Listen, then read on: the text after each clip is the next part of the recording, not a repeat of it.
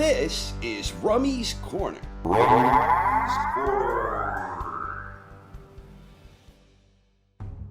Quasimodo may have predicted all this, but I sure as hell didn't, because I don't know shit about boxing.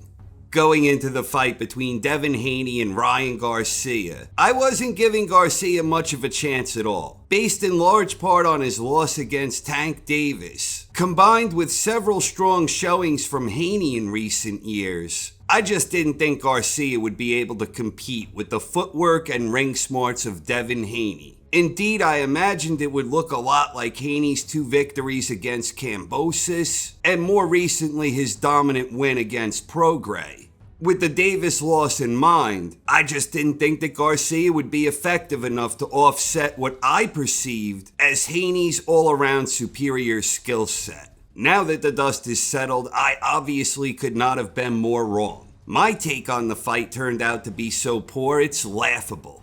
Garcia came on strong in the opening round and he got Haney's attention with a mean left hook. Haney recovered quickly and regained his composure, and over the next several rounds, the fight started looking like Haney's superior boxing ability would indeed carry the day. But Garcia landed a big right in round 6 and he was still battling. The following round, Garcia dropped Haney with a snappy left hook, and it was the first time Haney was down as a pro, but it wouldn't be the last time he was dropped in the fight. In round 10, Garcia drilled Haney with a nice combination that had him down again.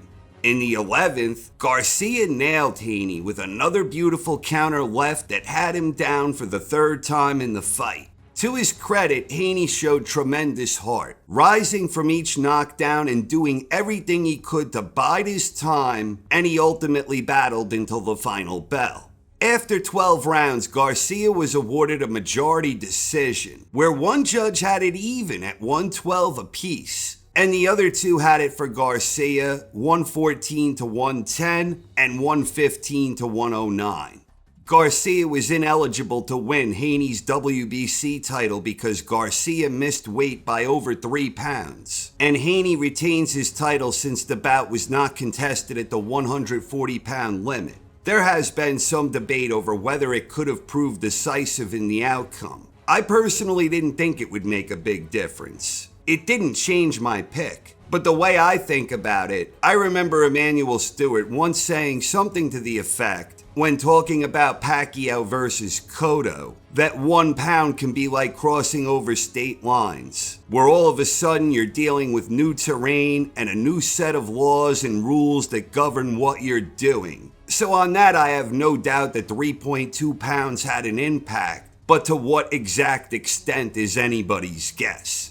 The other thing being discussed here in the aftermath was the performance of referee Harvey Dock. Many were critical of the fact that he deducted a point from Garcia for hitting on the break, and also that he didn't deduct any points from Haney for excessive holding. But at the end of the day, that type of stuff didn't ultimately matter, because the right man won the fight as far as I'm concerned. At the end of the day, I grossly underestimated Ryan Garcia, and I believe I likewise grossly overestimated Devin Haney. Perhaps Tyson Fury and Jai Opetaia should be a little concerned, as I still believe they will be victorious in their upcoming respective bouts. Garcia and Haney both showed a lot of heart and determination, but as a final thought, I actually think each of them has a lot of room for improvement in terms of not fully utilizing many of the tools they each have. And in the case of Haney, to repeat what I said after the Lomachenko fight, I really think he needs a new corner. Congratulations to Ryan Garcia, you certainly proved me wrong here. And best of luck to both Garcia and Haney going forward. I, for one, would welcome a rematch. Thank you very much for watching, everyone. I hope you enjoyed, and have a wonderful night. This is Rummy's Corner.